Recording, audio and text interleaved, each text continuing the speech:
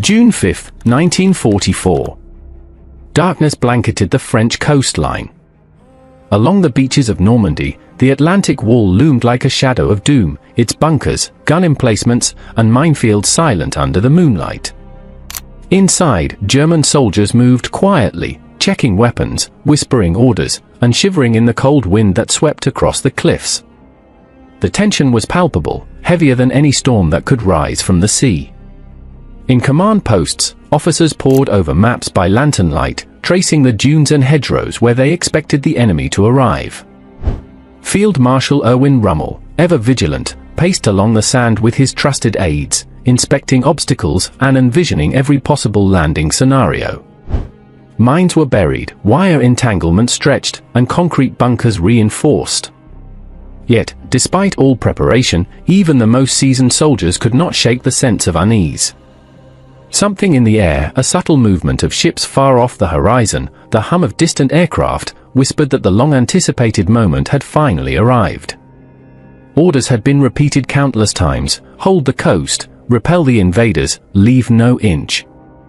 But many soldiers were young, barely out of training, and they exchanged nervous glances. Rumors circulated, tales of massive fleets, paratroopers landing behind lines, waves of bombers sweeping inland. Some tried to joke, others prayed silently. The sea, calm and glimmering under the stars, belied the chaos that would erupt at first light.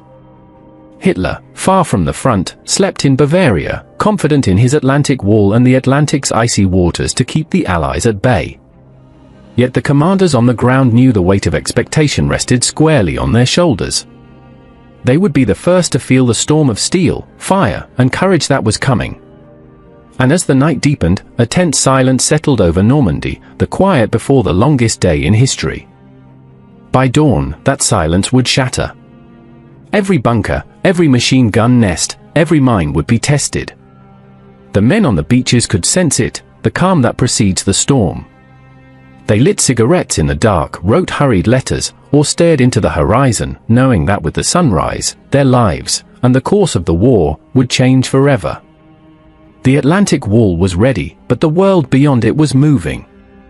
The invasion fleet, massive and unstoppable, slipped silently through the channel, and in the shadows of the night, the fate of Europe hung in the balance.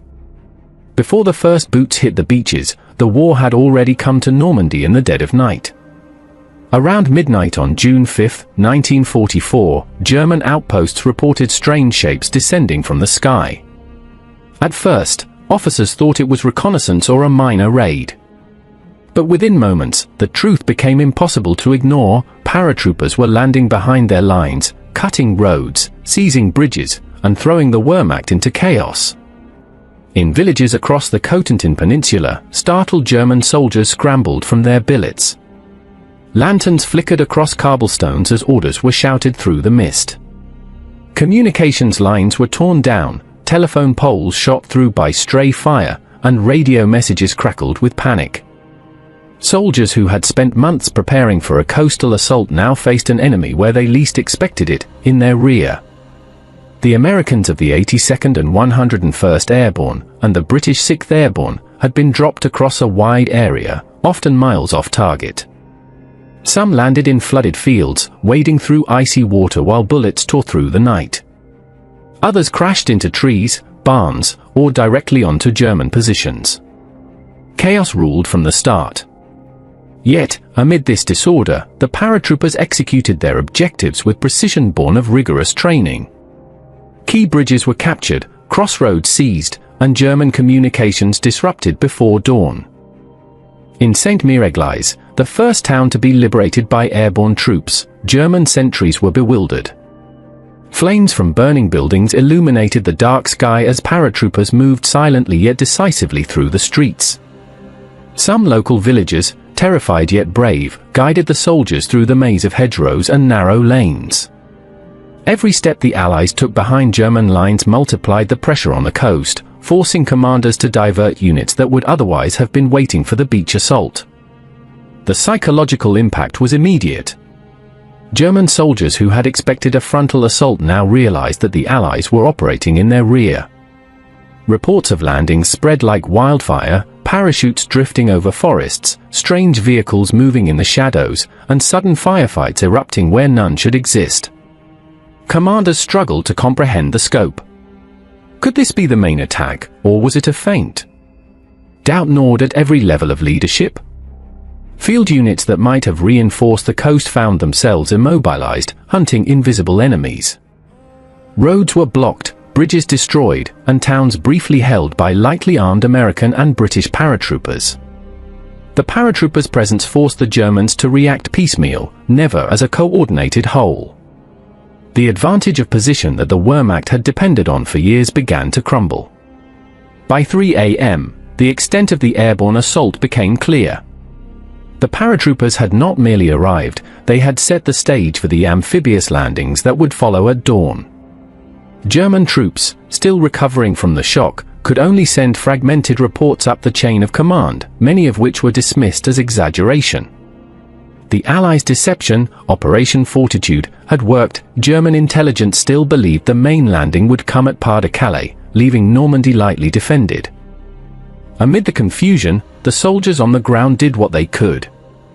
Machine guns were repositioned, artillery crews scrambled to targets they could barely see, and officers attempted to rally men who were exhausted, cold, and disoriented. Yet the airborne troops were everywhere, in woods, in fields, in villages, striking swiftly and vanishing into shadows before the Germans could mount an effective counter. By the time the first light of June 6 broke over Normandy, the paratroopers had sown maximum disorder. Roads were impassable, reinforcements delayed, and German command struggling to regain control.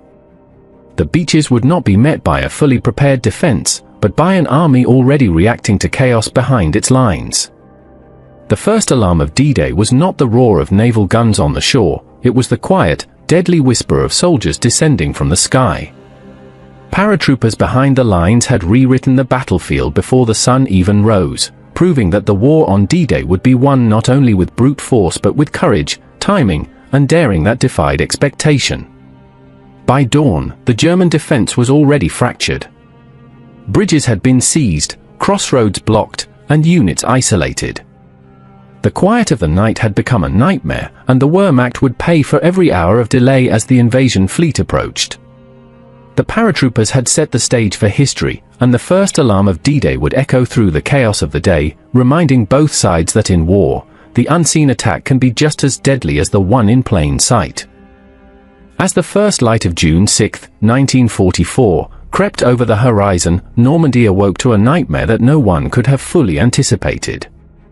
The beaches, once calm under the early morning mist, were now transformed into a maelstrom of fire, smoke, and blood. The thunder of naval guns merged with the screams of men and the deafening roar of artillery. Explosions shook the sand, sending plumes of water, debris, and sand into the air. The Atlantic Wall, designed to repel any invasion, now bore the full weight of the Allied assault. Landing craft churned through the surf, tossing soldiers into frigid water as the first ramps dropped. Men struggled against the tide, their gear dragging them down, their rifles heavy in the icy waves. Bullets tore through the surf, ripping into bodies before they even reached the sand. Mines buried just meters from the shoreline erupted with deadly precision, hurling men into the air and leaving the beaches littered with twisted metal and shattered bodies. The sea itself became a graveyard, swallowing the wounded, the exhausted, and the unlucky. Omaha Beach, the most heavily fortified landing site, became the epicenter of chaos. German machine guns fired relentlessly from hidden bunkers, mowing down the first waves of troops. The planned naval bombardment had failed to neutralize most of the defenses, and many tanks intended to provide support sank before they could reach the shore. Officers were cut down, radios destroyed, and communication fractured. The invasion plan, honed for months in meticulous detail, unraveled under the sheer brutality of the initial assault. Yet amid this inferno, courage emerged. Small groups of men, often separated from their units, clung to life and moved forward inch by inch. Medics treated the wounded under unrelenting fire, engineers cleared mines with trembling hands, and soldiers pulled the injured from the surf. Every movement was a battle, every step a gamble with death. The chaos was not just physical, it was mental. Fear, adrenaline, and determination collided, driving men to acts of heroism that would become the stories of D-Day. Behind the lines, German commanders struggled to respond. Reports flooded in, contradictory and confusing. Some units believed the landings were a diversion, others realized the scale of the assault but lacked the authority to act decisively. Field Marshal Rommel was absent, attending to personal matters in Germany, leaving subordinates to grapple with the unprecedented onslaught. Hitler, miles away, would not release armored reinforcements without confirmation, a hesitation that sealed the fate of the German coastal defenses. The Allied paratroopers, already behind enemy lines, compounded the chaos. Roads were blocked, bridges seized, and German units isolated. The Wehrmacht, trained for rapid response, now moved in fits and starts, their coordination broken by fear, misinformation, and surprise. Tanks that might have counterattacked were delayed or destroyed by air superiority and the relentless pressure of the landings. Every hour gained by the Allies tilted the balance further in their favor. As the sun climbed, the initial slaughter gave way to grim determination. Beachheads were established, however tenuously. Engineers and infantry linked fragmented positions, turning isolated pockets of survival into a foothold on the continent. The tide of battle began to shift, not because of overwhelming force, but because human will refuse to be broken. The beaches, once the domain of fear and death, became the proving ground of courage, where ordinary men did the extraordinary. Chaos at dawn was total, a storm of fire, fear, and heroism, but it was only the beginning. The Normandy coast had become a crucible where the fate of Europe would be forged, and the men who survived would carry the scars and the stories for the rest of their lives. D-Day had begun, and with it, the invasion that would turn the tide of history. By the time the sun fully pierced the mist of June 6, 1944, the full scale of D-Day's horror had become apparent on the beaches of Normandy. Omaha, the most dreaded of the landing zones, stretched like a scarred crescent under relentless fire. The Americans faced a nightmare their training had never fully prepared them for, the cliffs bristling with German bunkers, hidden machine guns, mortars firing in deadly arcs, and a shoreline littered with mines, barbed wire, and the remains of fallen comrades. Every step forward was paid for in blood. Landing craft discharged wave after wave of troops into the icy surf. Many were swept off their feet, dragged under by the weight of gear and gunfire. Those who made it to the sand were immediately pinned down. Officers fell, radios were destroyed, and chains of command broke under the chaos. The German defenders, entrenched and confident, had studied the likely invasion points and were ready to unleash hell. They aimed not just to kill, but to crush the spirit of every soldier who dared touch their shores. Yet amid this overwhelming carnage, pockets of courage emerged. Small groups of men clawed their way forward, using the bodies of the fallen as shields and scaling the cliffs under withering fire. Medics waded into the surf, dragging wounded soldiers to relative safety, while engineers worked feverishly to clear mines and cut paths through obstacles. The beach became a patchwork of survival and sacrifice, a place where one man's courage could save a dozen lives, and one act of heroism could tip the balance inch by inch.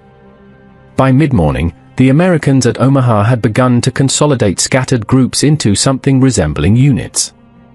They seized small footholds among the sand dunes and bluffs, gradually pressing inland despite relentless German counterfire. Artillery from offshore ships targeted German positions, but the barrage often fell short or buried men under rubble without clearing gun nests. Communication remained chaotic, yet the soldiers adapted, improvising leadership and forming ad hoc strategies. Each house taken, each bunker silenced, was a hard-won victory, measured in feet rather than miles. To the east, Juno Beach presented a different challenge for the Canadian forces. While resistance was less brutal than at Omaha, the fight was no less intense. The Germans had fortified strongpoints along the coastline, and beach obstacles, mines, and machine gun fire forced the Canadians to advance methodically. Units surged forward in coordinated assaults, with tanks and infantry supporting each other under enemy fire. Casualties mounted, yet unlike the isolated chaos at Omaha, Canadian forces could exploit coordination and momentum to drive inland more steadily. Villages like Courseulles-sur-Mer became focal points, with street-to-street fighting reminiscent of urban warfare, despite the open beaches leading to them. Both beaches illustrated the grim calculus of war, lives exchanged for ground, bravery measured against deadly precision. On Omaha, every inch gained required extraordinary endurance. On Juno, progress was slower but steadier, a testament to planning and discipline under fire. Air support and naval bombardments gradually suppressed German positions, allowing medics to evacuate the wounded and engineers to clear paths for reinforcements. By evening, the Americans and Canadians had established tenuous but critical beachheads, linking their positions with units that had survived the initial slaughter. The cost of D-Day was staggering. Thousands lay dead or wounded across the sands, their names unrecorded, their stories left untold. Yet for every life lost, another gained the chance to advance inland, secure the beaches, and create a foothold for the liberation of Europe. Omaha and Juno were more than beaches, they were crucibles where courage, sacrifice, and sheer human will determined the outcome of the largest amphibious invasion in history. By nightfall, both beaches were partially secured, the blood-soaked sand giving way to tentative fortifications. Communications improved, supply lines began to reach the front, and the surviving soldiers prepared for the battles to come.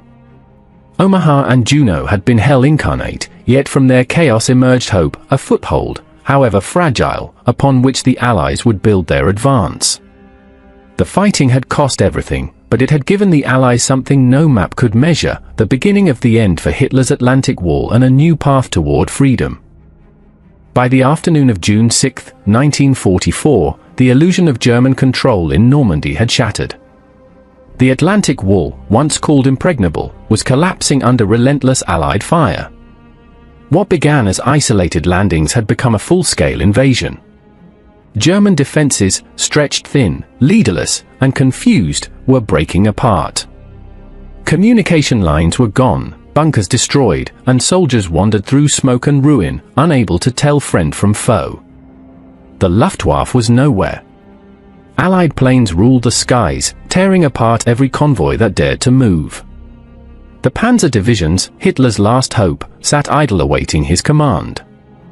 In Berlin, he still believed the real invasion would come at Pas-de-Calais. Reinforcements never came. On the ground, desperation replaced duty.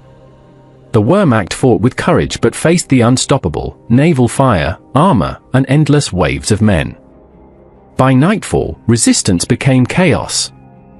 Entire units withdrew into the countryside, abandoning the fortifications they had spent years building. The Atlantic Wall was nothing but rubble and memory.